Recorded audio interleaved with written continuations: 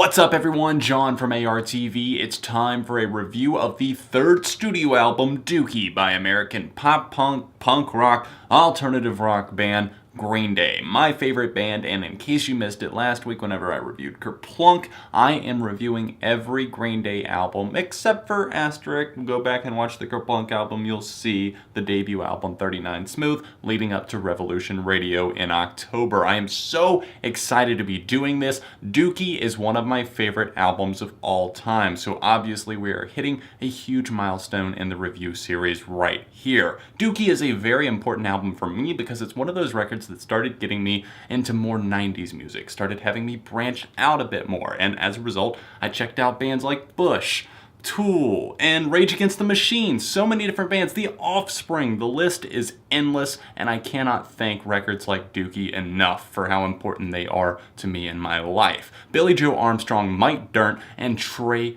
Cool coming together off of Kerplunk, now signed to a major label, Reprise Records, which is off of Warner Brother Records, the label that they are still signed to this day, leaving their indie record Lookout and of course losing some of their indie cred as a result, no longer being able to play clubs like Gilman. And yeah, they moved forward in a huge way. This album went diamond, meaning it sold over 10 million copies. And I know that that doesn't always mean quality stuff because, you know, a lot of times crappy stuff sells. That's absolutely not the case here. This album received so much praise for a huge reason, and that is Green Day evolving. Yes, there are still plenty of punk elements. There's fast drumming from Trey, there's great bass lines and fast little punky guitar riffs from Billie Joe and Mike, but here on this record they emphasize the pop side of things. These songs are definitely a ton of fun to throw on with friends, at a party, wherever you may be. I can listen to this album pretty much any time of the year, anywhere, any place, and it's still a good time. In fact, even though some of these songs get played to death still to this day on rock radio, like She, When I Come Around, and even Basket Case,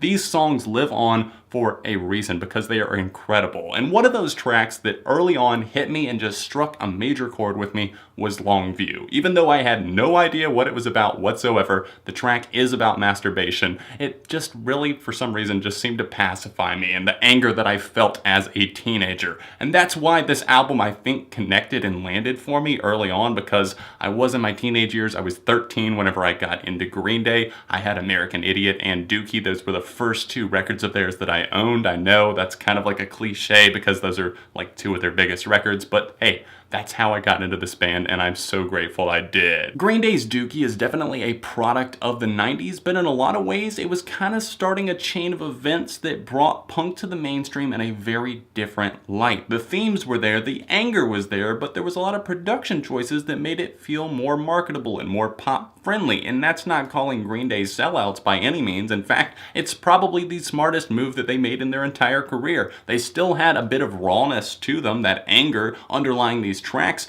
and definitely not cleaning up their lyrical content or their themes or anything like that whatsoever. It was just kind of making the conscious choice to working towards something that was a little bit more user-friendly, if you will. Billie Joe Armstrong is the primary lyricist of this band, always has been. He wrote almost all of the lyrics on this record once again, but Mike Dirnt and Trey Cool got their tracks as well. Trey coming in with the final song that's a hidden track after F.O.D, Fuck Off and Die, a fantastic track, I might add. I love how it starts off just all acoustic, and they're talking about how it's kind of like a heartfelt, maybe passionate goodbye, talking to an ex-girlfriend, and then all of a sudden it just takes this rapid tempo change and gets furious, and it's like someone going off on a tirade, and I absolutely love that. But then we get a little bit of a break, and then finally a fade into All By Myself. Trey Cool did get a track on Kerplunk like we talked about last week. That track was Dominated Love Slave, and I can't listen to that one very often. The charm just totally wears off, and I don't find it to be all that funny. But All By Myself, it just has Trey kind of sounding pathetic, like a sad little boy or something off in a corner,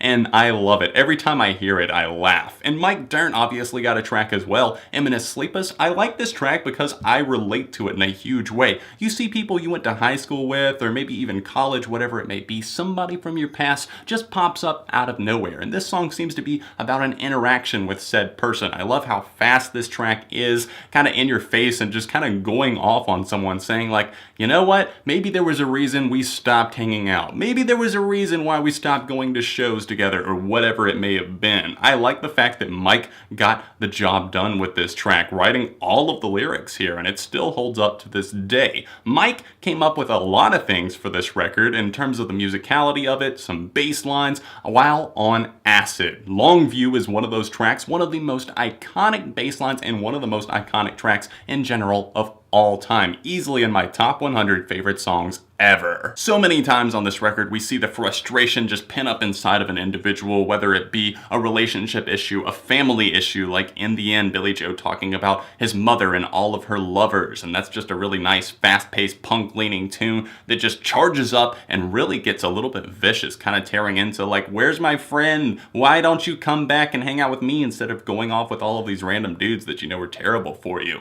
And right off the bat on this record we saw Burnout, just kind of talking about the whole 90s scene, people who were really into a certain type of music, maybe dressed a certain way and were labeled as outcasts or burnouts. I think that was the name that was really given to them. That's why this track is titled as such. It's one of those tracks that's just saying like, I'm growing bored of everything. I don't care. I don't want to go to class. I don't want to do this. I don't want to cut my hair. Just let me be. And getting back to Longview, we see that boredom and frustration just building up once again. And coming out of the track Chump, he's talking about an ex-girlfriend. I really do like how connected some of these songs seem to be. Chump has this long, crazy, chaotic outro on it, just a furious instrumental that bleeds into Longview, and then it kind of has that haze, and then the drums start thumping from Trey, and then that bass groove comes in. Easily one of the most memorable things of Green Day's career, and let me tell you, this track never gets old. It somehow never wears off, and think about it, this song is about masturbation. I don't know how they pulled that one off, but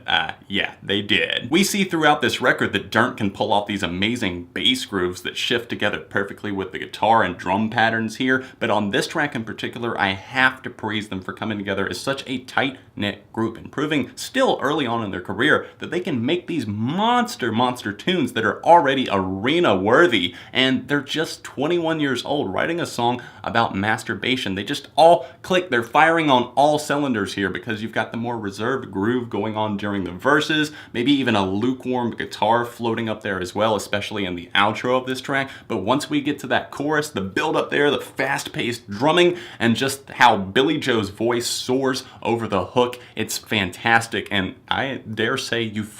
I'm not going to spend a ton of time talking about the singles from this record because I feel like you guys are probably already pretty familiar with them. When I Come Around, a song for an ex, he's talking about, you know, wanting to go their separate ways. Let me take a break. Maybe we'll find our way back to each other, but probably not. And then another one, She, very iconic bass groove going on there from Dirt. It's a track that I've kind of tired of with time. It was a song written in response to a poem of the same name. I believe that his girlfriend at the time showed him. They ended up splitting up, but in fact, their probably most legendary song before American Idiot came out, the track Basket Case, is the final one that I will briefly touch on. It's a song about Billie Joe Armstrong feeling like he's going insane. He doesn't know what to do. He's having all of these feelings, and this is before that he knew he had a panic or anxiety disorder, and that was diagnosed years later. This track is just him venting frustrations, just kind of throwing it all out in the form of words at us, and a lot of us just have it soaring over our heads all the time. It's like, oh, this is a happy, fun song. Nah, not really. Speaking of not so fun songs that maybe seem a little bit more fun on the surface, Coming Clean is a track about Billie Joe Armstrong's bisexuality, kind of coming out of the closet, admitting it, and even though he's never actually dated a guy, he still has those feelings and maybe urges at some point. 16 or 17 was around the time whenever he was really going through this, and obviously that is a huge pivotal time in somebody's sexuality coming of age, and he was having all of these feelings, and even though he had just gotten married whenever this album Dookie dropped, he put this on there to just kind of admit to the world that he wasn't afraid of who he was anymore. And I am so proud of him for doing that. Obviously, at this point, it's something that I feel like a lot of people probably still admire him for. From the bitterness of a breakup on Chump, to the moving out and moving on of Welcome to Paradise, to moving on to new things with When I Come Around, to opening up with Coming Clean. This record touches on all sorts of themes, and it is a legendary classic, I have to say. At this point, it has solidified its place. I don't even need to say that again. This is an obvious 5 out of 5 for me, one of my top 20 favorite albums of all time. I hope you guys enjoyed this. Let me know your thoughts on it in the comment section down below. Thanks for watching my review of 1994's Dookie by Green Day. Can't believe this one's 22 years old at this point. Please drop a like on this video to let me know that you're enjoying the Green Day series leading up to the review of Revolution Radio this October. We still have a lot of albums to talk about, a lot of fun to be had in terms of discussion, and I love hearing back from you guys. So please sound off in the comment section and let me know if you're excited to see my review of Insomniac next week. I know I'm excited to dive into this one a little bit more. I'm going to spend some time with it this coming week to really prepare for my review.